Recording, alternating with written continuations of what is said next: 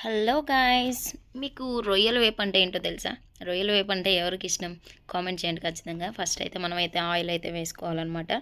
అందులో కొంచెం చిటపట అనడానికైతే ఆవాలు వేసుకోవాలి. ఆవాలు వేసుకున్న తర్వాత అయితే ఎర్రగడ్డ, టమోటా వేసుకొని కరివేపాకు వేసుకోవాలి.